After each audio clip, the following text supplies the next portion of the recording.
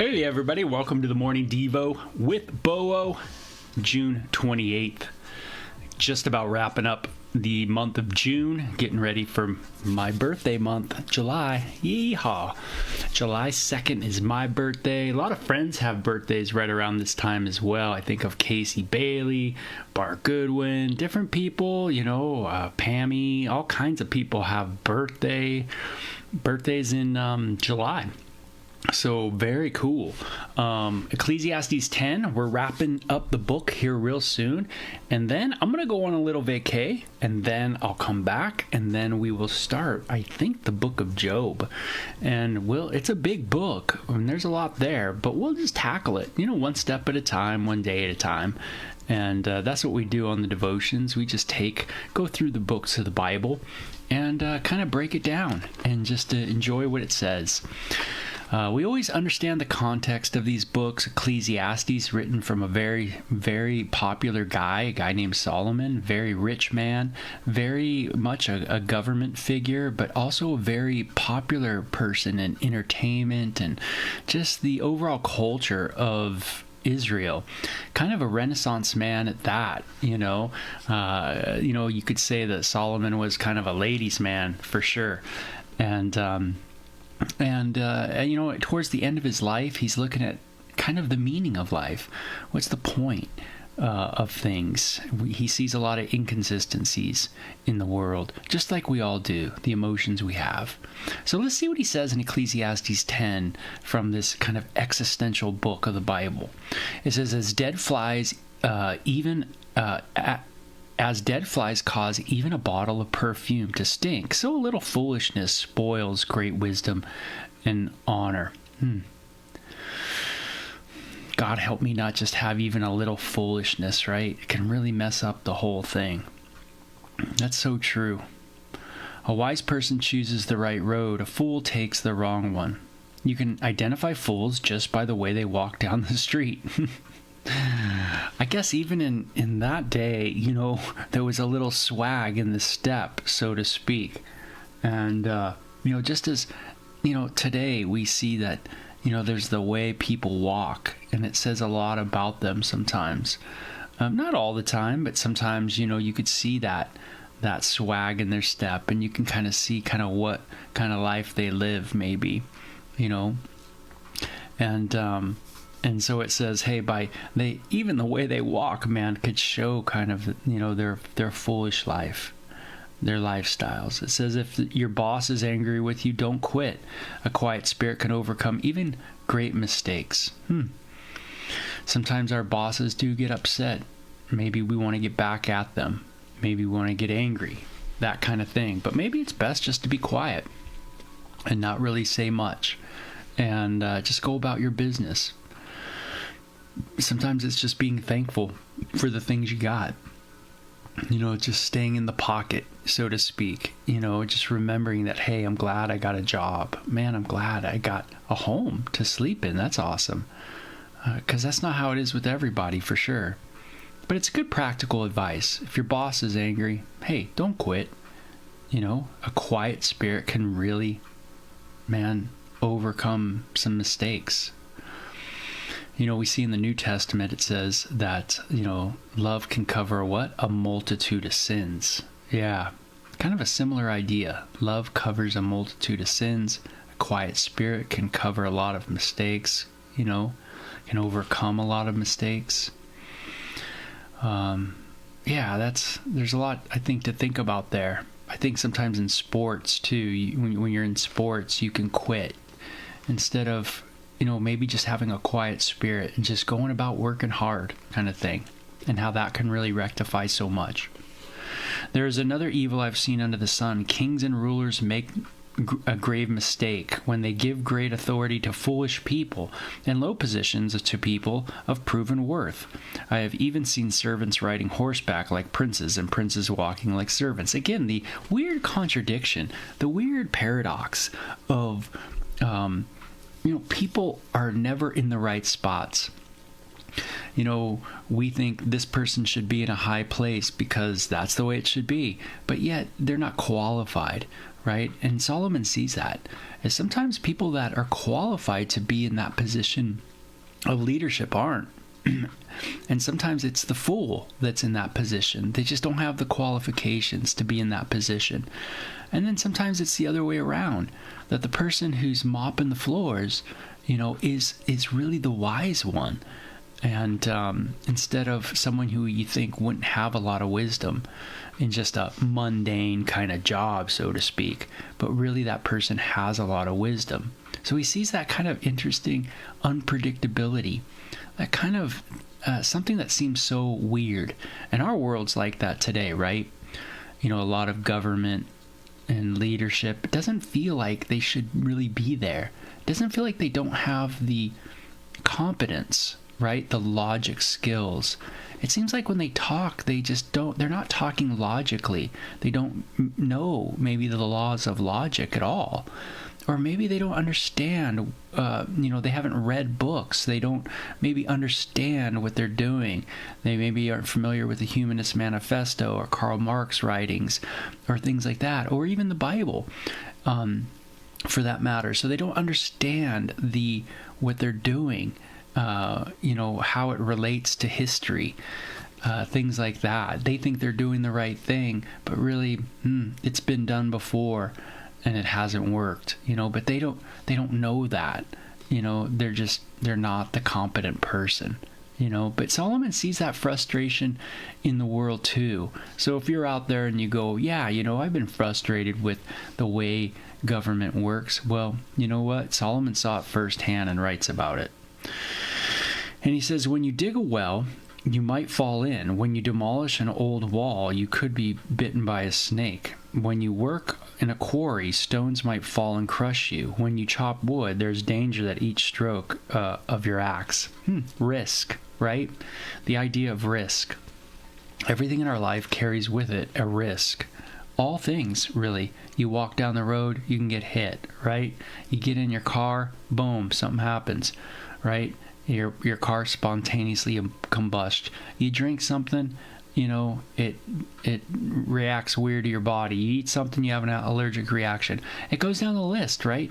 You do so. Everything seems to be risk, and Solomon sees that. You can't really escape it. You try to, but you can't. Everything you're doing is somewhat risky. You might think that you're in this kind of control of everything, but we're really not. It says, using a dull axe requires great strength, so sharpen the blade. Okay. That's the value of wisdom. It helps you succeed. Hey, don't work harder than you need to, bro. It seems like that's what he's saying. It's like, hey, if the axe is dull, it ain't going to work. But the wise person sharpens that thing, so the work is easier, right? It's not so burdensome.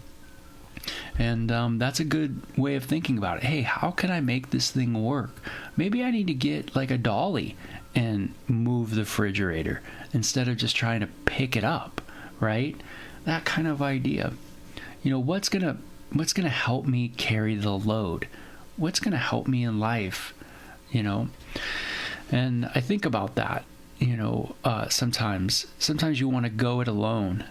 And that's when you really need friends to be around you, help you. Sometimes you have a struggle in life, an area of sin, that irritates you, bad scratch, you always feel like you got to scratch it. And it could be something in here too, right? Different fears and insecurities and resentments and things like that in your heart. And you just keep quiet about it instead of going and asking for prayer. Maybe that's what you need to do to, in a sense, sharpen the axe, right? To, in a sense, lighten the workload. You need to invite someone in to share the load with you. And that takes some courage on our parts. And it also takes some getting out of ourselves, right? Getting out of our own little mind and saying, hey, you know what? I need to share this, and other people can help shoulder that load.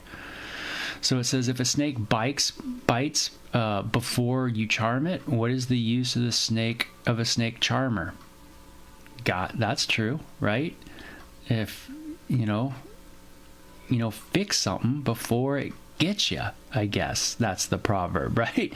If you got someone who can take care of it, let's take care of it before it becomes the problem. That's so true, right? Sometimes we can procrastinate. You got the snake charmer there, but you don't charm the snake, right? And we can procrastinate over and over. Oh man, I know that needs to get fixed. Oh man, I know that needs to get fixed, but we don't do it, right? Instead, we procrastinate, and it happens. So good lesson. Hey, don't procrastinate. Wise words bring approval, but fools are destroyed by their own words. Good. Words do matter, right? They can bring approval, good things. But we can also be destroyed by our words. What's my words like? What's your words like? How do you talk? Are your words encouraging? Are they not encouraging? I got to think through that. Fools base their thoughts on foolish assumptions. So their conclusions will be wicked madness. They chatter on and on. Assumptions. Constant arguments with assumptions. Have you ever done that before? Where you argued, but you're really assuming something. You're assuming this, you're assuming that. You really don't know firsthand. You really don't know what's going on, but you just assume this, you assume that. So many times we argue like that, especially in like a family dispute, or maybe even amongst, husband and wife. We can assume things instead of really knowing for sure. And when we assume, we just keep going on and on, right? In that assumption, making points on what we're assuming. Solomon says, no, man, what madness, right? What craziness. So no one really knows what is going to happen. No one can predict the future. So true. Just watch the Weather Channel, especially in the desert during the monsoon season. It seems like it's super unpredictable then. Fools are so exhausted by little work that they can't even find their way home, right? They don't even bother, seeing the signs of the times, knowing where to go, having direction, right? They're so, it says, exhausted by little work. Just don't have a lot of get up and go. Don't have a lot of motivation. Don't have a lot of strength. A lot of laziness. Sometimes when you're so lazy, even going home seems like a chore, right? Oh, I can't, gotta go home, Are you a person who sighs a lot? Like, what is that sigh? What does it mean? Are you tired? What's the deal? It's something to think about. Sometimes we do sigh. What does that really say about us? What does it mean? I like that. What sorrow for the land ruled by a servant. The land leaders feast in the morning. Happy is the land whose king is a noble leader, and whose leader feast at the proper time, to gain strength for their work, not to get drunk. Yeah, just like, hey, there's a proper time and a place. It's not good to have a leader who's, smiling and joking around, when really it's not a joking around time. It's pretty serious. Sometimes we can see that in our own leadership in our country. And it's kind of sad, right? Someone's laughing and joking and kind of blah, blah, blah, when it's a really serious issue. And you think there would be a little more poise. But it doesn't really look good on the land, does it? Yeah, it doesn't look good for, our country.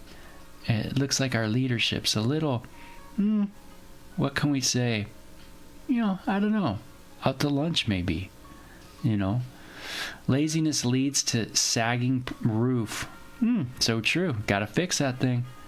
Idleness leads to a leaky house. So true. Gotta fix that thing. Right? A party gives laughter. Wine gives happiness. And money gives everything. He sees that. He sees how people in this world, how they deal with the world in its reality. Its harsh reality. We laugh. We drink. Right? And money buys us happiness. And boy, that is so true. And that's what people experience on the planet all the time. is this kind of anesthesia that money is. It's able to, in a sense, help us delay the inevitable. And what is the inevitable? Dying. That's right. But it helps us kind of buy into the illusion that we're okay, that we're in control, that everything's going to be fine, right? That kind of thing, instead of going, no, we're not going to be fine. We need a savior, right? We definitely need saving because we're in a desperate situation. I think too much of our culture right now thinks it's fine. And it thinks that if it just does these radical policies, that everything's going to be fine. We're going to be saving humanity. It's not going to be the case. People will look back on these years and they'll see just tremendous tragedy, tremendous murder, genocide on epic ways. That we really harmed humanity in so many ways by our, quote, amazing technology. All of our technology hurts us. It's so sad to know about it. The things, all the things that cell phones emit are bad for you. Your microwave's bad for you. This is bad for you. The light that you have doing the podcast is bad for you. This is wrong. That's wrong. The battery in the electric car's, killing you. Everything's a mess. Nothing seems to be the way it's supposed to. Humans have gone so far astray. Yeah. And it says, we try though, money, we try to, laugh it off. We try to drink it off. We try to do everything to get rid of those thoughts, right? Lest we need a savior. Never make light of the king, even in your thoughts, and don't make fun of the powerful, even in your own bedroom. Interesting, right? Gosh, there's a reverence there to those that are in power. They can be powerful, and they can do things to us, to you, to me. Wow. So it says, don't make light of your thoughts, especially ones that aren't good towards the government. Interesting. And it says, and don't even make fun of the powerful, even in your own bedroom. Wow. Right? Someone's hearing, someone's listening. Maybe that's literally true nowadays in our life, but it's the idea that there's something not good about it, even for my own heart, right? To just make fun. Sometimes we've all fell into that. And we've kind of overdone it, haven't we? And we really need to step back and maybe instead do what 1 Corinthians chapter 2 or 1 Timothy chapter 2 says. Pray for our leaders. Maybe that's what I need to be doing. For a little bird might deliver your message and tell them what you said. Very true. Very cool, right? Solomon in his day seemed to know and get little words from what people were saying about him as king. And he knew all too well that things will go from here to there, that what's said in the darkness will be revealed in the light. And when people in power have power, well, they can come at you. Yeah, sometimes we get cocky. We think, oh yeah, come and get me, kind of thing. And Solomon seems to say, no, that's a foolish thing to do. You don't want to ask for it, so to speak. Be careful what we say. So very good proverbs in chapter 10. Words of wisdom, things that are observed in the world that we can see. And these are things and thoughts that all people have. Nobody under the sun has not really thought about these things. But it all points us to the utter need that we have for a Savior. So I love chapter 10 too. A lot of good stuff there to think through. And, I hope you guys throughout the day just think through it a little bit. So Mike, Paula, Laura, so good seeing you. Hopefully Tina's in the house and the other crew that watches later on. You guys have a great day and enjoy it. Take care. 2 degrees cooler, I think. But who knows? Who can really predict the future, right? Take care. Bye-bye.